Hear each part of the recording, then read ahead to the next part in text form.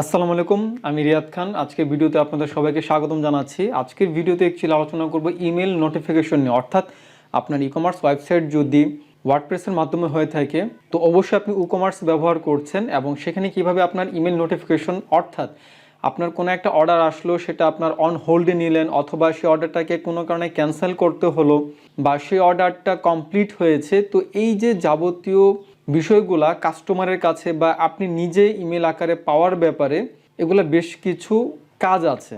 হ্যাঁ, আপনি যদি একটা ওয়ার্ডপ্রেস থিম সেট আপ করেন, সেই ক্ষেত্রে WooCommerce ইনস্টল করার সাথে সাথে এই ফাংশনগুলো বাই ডিফল্ট ক্রিয়েট হয়ে যায়।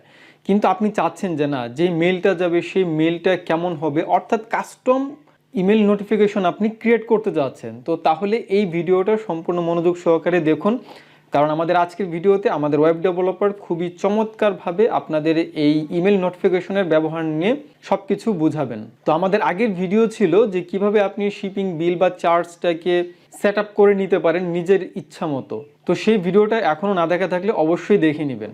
আর হ্যাঁ, আমার চ্যানেলটি এখনও সাবস্ক্রাইব করা না থাকলে অবশ্যই সাবস্ক্রাইব করে বেল আইকনে প্রেস করে অল সিলেক্ট করে দিবেন, যাতে পরবর্তীতে ই-কমার্স বা অন্যান্য বিষয়ের কোনো ভিডিও যেন আপনার মিস না হয়। আর আপনি একজন ই-কমার্স ব্যবসা হয়ে থাকলে আমাদের স্পেশাল ফেসবুক গ্রুপেও জয়েন হয়ে থাকতে পারেন। তো চলুন আর কথা না বেরিয়ে আমরা ভিডিওর মেন পর্বে চলে যাই।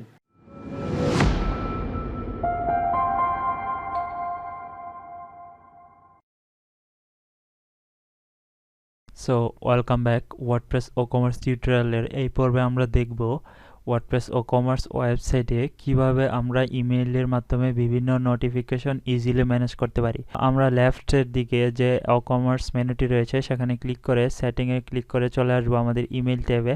ইমেইল ট্যাব থেকে আমরা যদি নিচের দিকে স্ক্রল করি, তাহলে আমাদের যেখানে ইমেইল নোটিফিকেশন নামে একটি লেখা দেখতে পাচ্ছেন, এখানে আপনারা দেখতে পাচ্ছেন ও কমার্স ইনস্টল দেওয়ার সাথে সাথে যত ধরনের নোটিফিকেশন রয়েছে, যত ধরনের নোটিফিকেশন থাকবে একটি ই-কমার্স ওয়েবসাইট ম্যানেজ করার জন্য, সবগুলো অলরেডি ডিফল্টভাবে ক্রিয়েট হয়ে গিয়েছে।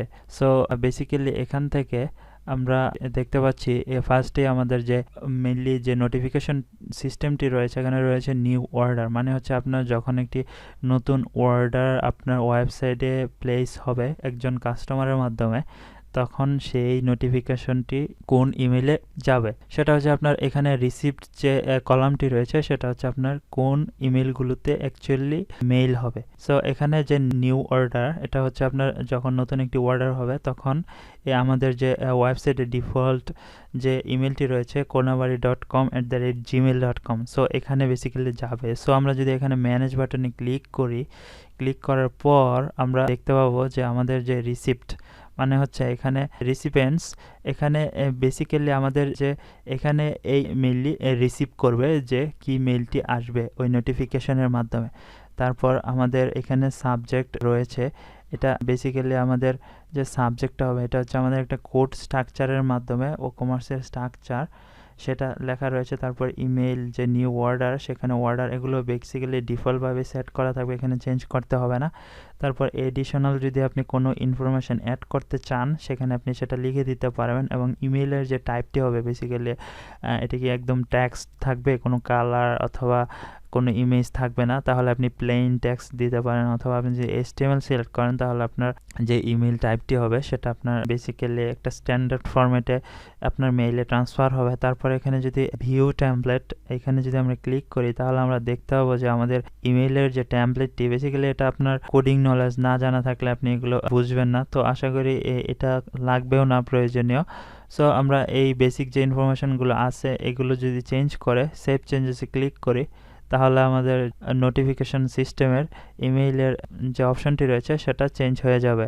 তো পরবর্তীতে যে আমাদের আরও যে অপশনগুলো রয়েছে, বিশেষ করে আমরা যদি এইখানে অপশনগুলো চেক করি যে আমাদের অর্ডার ক্যান্সেল করার যে নোটিফিকেশনটা সেটা আপনার কোন ইমেইলে নোটিফিকেশন যাবে, ফেইল অর্ডার এগুলো কোন নোটিফিকেশনে যাবে, এগুলো আমরা দেখতে পারবো। তারপরে আমরা যদি অর্ডার হোল্ড অন, যদি কোনো অর্ডার হোল্ড অন করা হয় তাহলে হোল্ড করে রাখলে আমাদের যে নোটিফিকেশনটি অ্যাকচুয়ালি কার কাছে যাবে সেটা আমরা এখানে দেখবো যে কাস্টমার সিলেক্ট করা রয়েছে। তো আমরা যদি ম্যানেজ বাটনে ক্লিক করি তাহলে আমরা দেখতে পাবো বেসিক্যালি যে আমাদের যে কাস্টমারের কাছে ইমেলটি কিভাবে সেন্ড হবে সেটা আমাদের এই সিস্টেম থেকে সো বেসিক্যালি আপনি দেখতে পাচ্ছেন যে আমাদের এখানে ইমেল টাইপটি অলরেডি ওইটা ডিফল্টভাবে ক্রিয়েট হয়ে গিয়েছে, যে আমাদের নির্দিষ্ট কাস্টমারের অ্যাকাউন্টগুলো, যতগুলো কাস্টমারের অ্যাকাউন্ট থাকবে আমাদের ওয়েবসাইটে সেখানে অ্যাড হয়ে গিয়েছে। এবং এখানে সাবজেক্ট থাকবে ডিফল্টভাবে দেওয়া রয়েছে, চেঞ্জ করা দরকার নেই। এবং